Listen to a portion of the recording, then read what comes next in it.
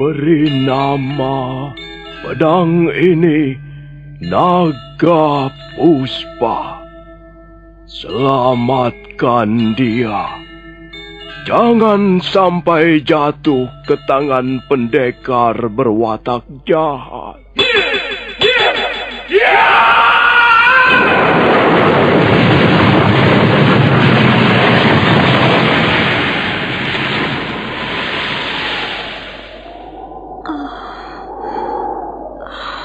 Kakang Kamandanu, kau masih juga tidak percaya bahwa aku mencintaimu. Mesin, maafkan aku, Mesin. Mesin, Mesin!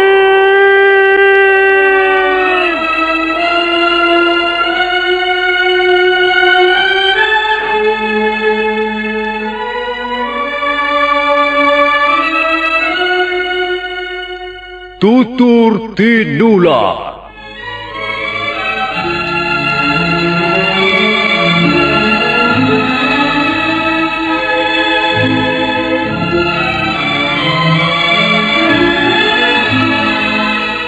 Sebuah sandiwara radio serial, produksi Sanggar Cerita dan Teater Sanggar Prativi. Sebuah kisah dengan latar belakang sejarah runtuhnya Singasari dan berdirinya Kerajaan Majapahit.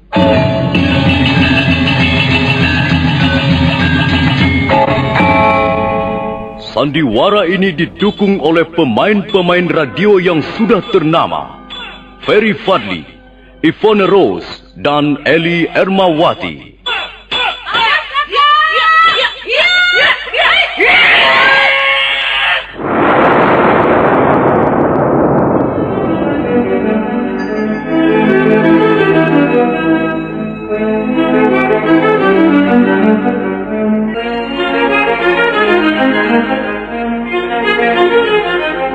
Cerita ini ditulis dan diolah oleh S. Tijab.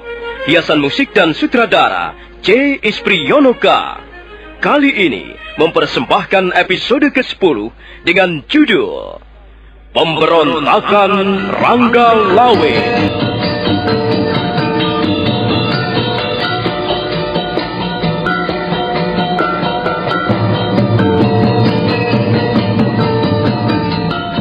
Dalam seri ke-298 ini didukung oleh para pemain Rusli sebagai Rangga Lawe, Sulaiman sebagai Tambak Baya, Mas Dewa sebagai Gagarangan, Francisca sebagai Tirtawati, Ani Eros sebagai Marta Raga, dan Asdi Suhastra pembawa cerita. Selamat menikmati.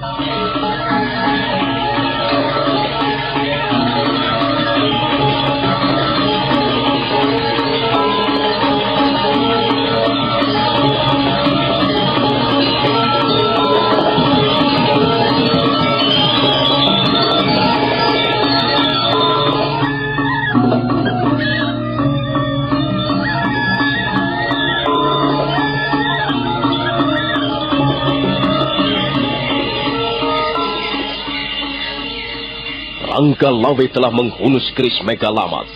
Pamor keris itu menyala kemerah-merahan. Orang yang bertubuh tinggi besar itu tampak gelagapan. Kemudian dia melompat mundur. Sesaat lamanya orang itu kelihatan terpesona oleh pemandangan di hadapannya. Mendadak orang itu maju ke depan dan menjatuhkan tubuhnya yang tinggi besar di atas tanah.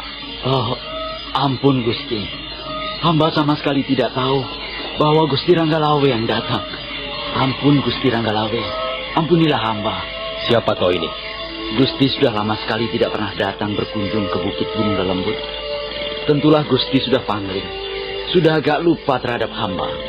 Hamba Gagarangan Gusti. Astaga, aku benar-benar sudah lupa Gagarangan. Untung kau segera mengenaliku. Kalau tidak, entahlah apa yang akan terjadi. Begitu melihat keris Megalamat, hamba langsung dapat mengenali Gusti. Rangga Lawe kemudian menyarungkan kembali keris Megalamat. Gagarangan pun segera berdiri. Ampun Gusti Ranggalawe.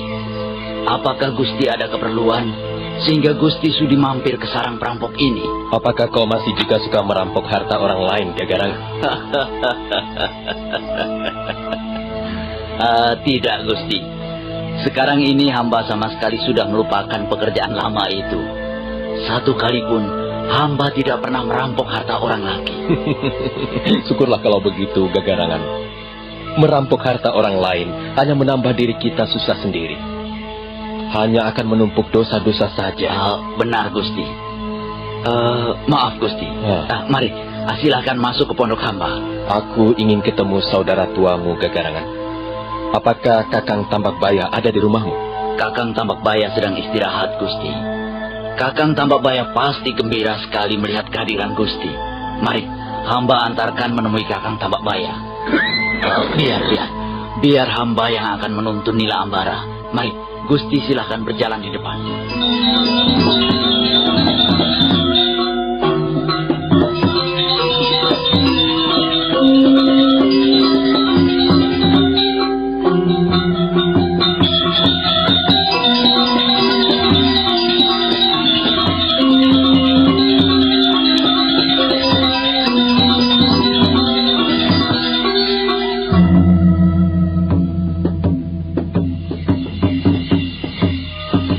Sudah lama juga aku tidak pernah berkunjung kemari.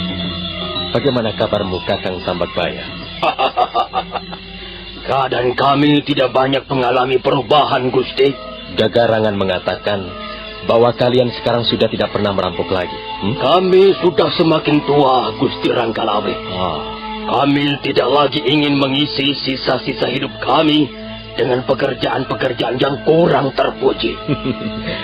Sekarang ini apa saja kesibukan kalian? Kami berdua mendirikan perguruan, Gusti, sesuai dengan tempat kami bermukim. Perguruan kami bernama Perguruan Gunung Lelembut. Tapi bukan berarti kami mengajarkan ilmu-ilmu lelembut atau ilmu-ilmu siluman, Gusti Ranggalawe. Itu hanya sebuah nama saja. Kami hanya mengajarkan ilmu kanuragan biasa. Tapi aku tidak melihat siapapun di rumah ini, kecuali kalian berdua. Mana murid-murid kalian itu? Mereka semuanya sedang berada di bawah sana, Gusti. Kebetulan sekali hari ini adalah hari istirahat. Kami tidak sedang mengadakan latihan bersama. Kalau misalnya Gusti datang besok pagi, maka halaman rumah hamba ini sudah penuh sesak oleh orang. Banyak sekali yang berminat ilmu kanuragan, Gusti Ranggalawe. Entahlah gejala apa ini.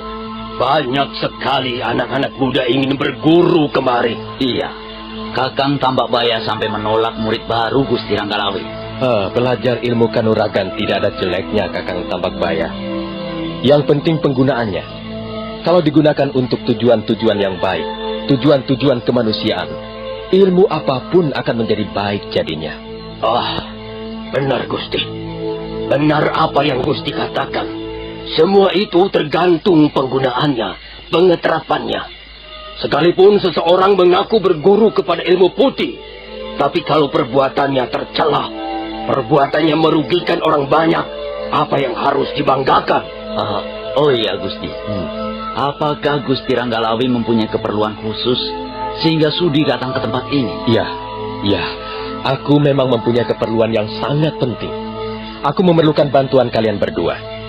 Tapi kalau kalian berdua bersedia, kalau tidak, ya tidak apa-apa. Loh, bantuan apa yang Gusti kehendaki dari kami? Ranggalawe kemudian menceritakan persoalan yang sedang dihadapinya dengan Majapahit. Tentang Nambi yang dianggap tidak becus bekerja. Dan tentang segala-galanya yang dia miliki dan telah diserahkan kepada Majapahit seluruhnya. Terakhir kali dia menceritakan keinginannya untuk memberontak. Ketahuilah Kakang Tambakbaya dan kau Gagarangan. Keinginanku untuk memberontak ini sama sekali bukan berdasarkan nafsu lahiriah semata-mata. Tidak. Kalau sekarang ini aku memberontak terhadap Majapahit, hal itu karena Ranggalawe ingin mengukuhi keyakinannya soal jabatan Breklian Mapati yang sekarang ini dikangkangi oleh Nambi. Aku sudah tidak ambil pusing lagi. Memang berat persoalan yang Gusti Ranggalawe hadapi sekarang ini. Ibarat kata pepatah, maju tatu, mundur acur. Benar, Kakang Tambakbaya. Aku sudah kepalang basah. Aku tidak ingin mencemari nama baikku dengan sikap dan perbuatan seorang laki-laki pengecut. Aku adalah putra Tuban sejati. Ranggalawe adalah pendekar Tuban. Jangan sampai anak cucuku nanti akan menangisi dan juga menyesali bapak moyangnya yang berjiwa penakut. Mereka harus mewarisi keberanian. Mereka harus mewarisi sikap dan jiwa seorang pendekar tulen. Maaf, Gusti Ranggalawe. Apakah Gusti sudah memperhitungkan kekuatan Majapahit? Aku tidak silau oleh kekuatan pasukan Majapahit. Dan aku tidak akan mundur barang setapak pun. Ya, kalau memang demikian, kami pun tidak akan tinggal diam. Kami tidak akan bisa tinggal diam melihat Gusti Ranggalawe menyongsong bahaya. Tambakbaya dan Gagarangan pernah berhutang budi pada Gusti Ranggalawe. Gusti Ranggalawe pernah meluruskan jalan hidup hamba yang berlaku-liku. Jalan hidup hamba di masa silam yang penuh gelimang kejahatan. Sekarang kami berdua ingin membalas budi baik Gusti. Kami berdua akan berdiri tegar di belakang Gusti. Terima kasih, Kakang Tambakbaya. Pernyataan dan sikap kalian sungguh-sungguh melegakan hatiku. Tapi ketahuilah, Kakang Tambakbaya, dan kau juga Gagarangan. Iya, Gusti. Menang ataupun kalah dalam peperangan nanti tidaklah menjadi soal bagiku. Aku tahu Majapahit merupakan suatu kekuasaan yang dibentengi oleh kekuatan raksasa. Pendekar-pendekar tangguh seperti Paman Lembu Sora, Kebo Anabrang, Rekrian Demung, dan Gajah Biru, juga Arya Kamandanu dan Sakawuni. Itu merupakan pendekar-pendekar tangguh yang susah dicarikan tandingannya. Dan di samping itu pasukan Majapahit sudah lengkap. Bahkan jauh lebih lengkap dibandingkan pasukan Singasari pada zaman Prabu Kertanegara. Namun begitu, Gusti Ranggalawe tidak perlu merasa berkecil hati.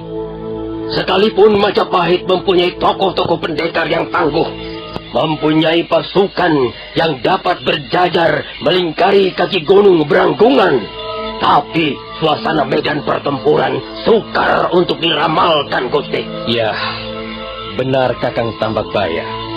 Menang ataupun kalah, bagaimana nanti? Yang penting sekarang ini, kita harus mengadakan persiapan. Kalian kuberi waktu sampai 2 hari. Kalian bisa mempersiapkan orang-orang kalian. Kumpulkanlah mereka. 2 hari lagi akan kutunggu di depan Istana Tuban. Hai, Gusti.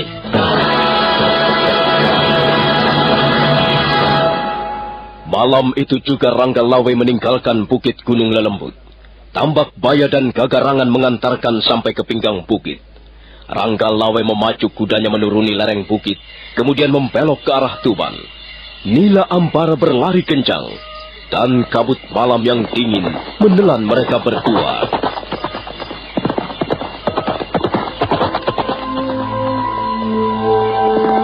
Hilangkan perasaan-perasaan yang bisa membuat hatimu gelisah. Semua itu tidak ada perlunya. Besok pagi aku akan berangkat ke Majapahit untuk memenuhi tugas suci, untuk memenuhi dharma seorang satria sejati. Apa yang harus kau cemaskan, Dinda Tirtawati? Ampun, Kakang Ranggalawe. Aku cemas bukan tidak ada sebabnya. Oh, apa sebabnya? Semalam aku bermimpi. Sangat buruk, Kakang. Mimpi itu adalah kembang orang tidur. Sudahlah, Dinda Tirtawati. Lupakanlah mimpi itu. Tidak bisa, Kakang Ranggalawe. Begitu terbangun, aku tidak bisa lagi melupakan mimpiku itu. Mimpi itu seperti melekat erat di dalam langit angan-anganku. Mimpi itu selalu membututi kemana aku pergi, Kakang. Kau bermimpi tentang apa, Dinda?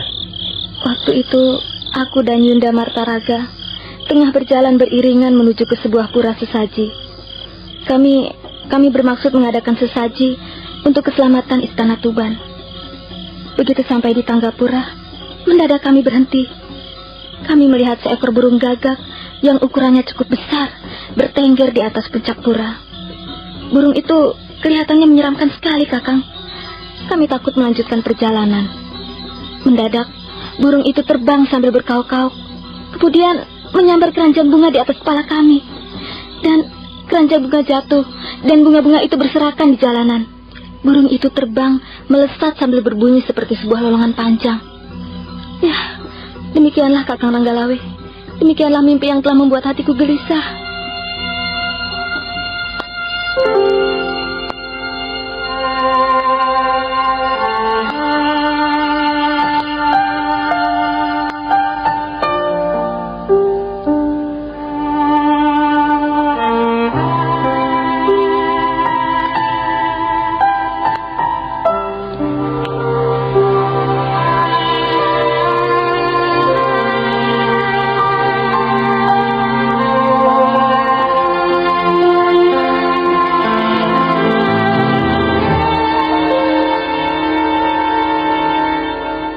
Rangga Lawe terdiam sesaat lamanya.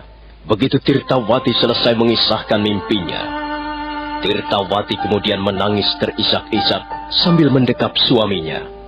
Rangga Lawe membelai rambut Tirtawati dengan penuh kasih sayang. Tiba-tiba ia merasa bahwa ajalnya sudah dekat. Dia dapat menerka makna yang terkandung dalam mimpi istrinya. Makna burung gagak adalah makna sang dewa maut.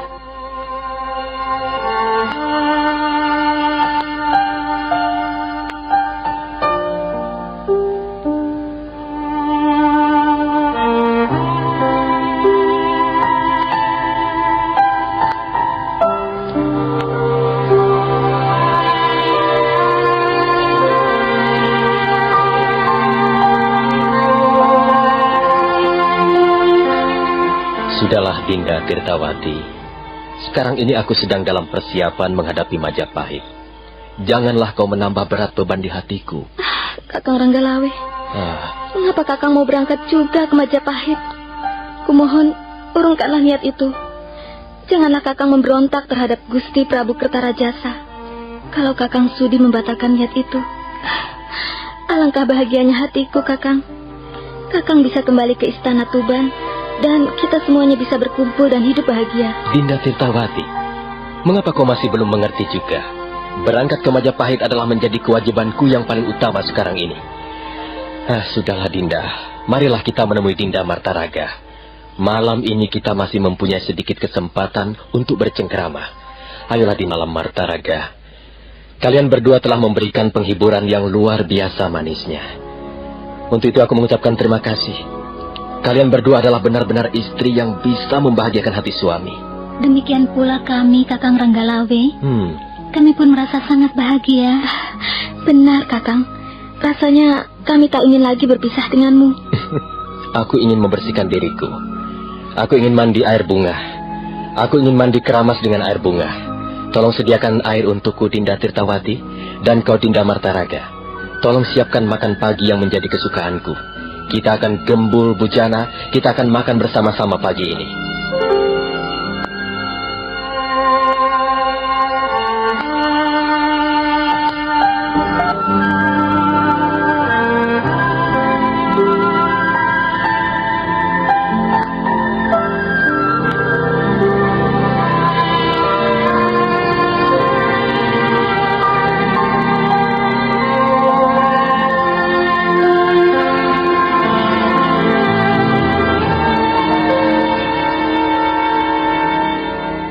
Tirtawati terkejut mendengar Rangga Lawe ingin mandi dengan air bunga.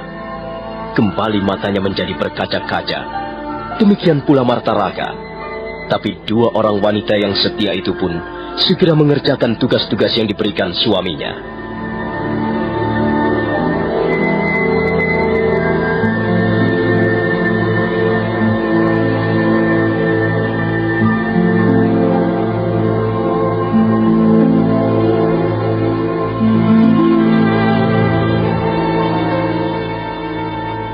Nah, saudara pendengar, bagaimanakah kisah selanjutnya? Apa yang akan dialami Rangga Lawe, pendekar dari Istana Tuban ini? Silakan menunggu seri berikutnya. Sampai jumpa.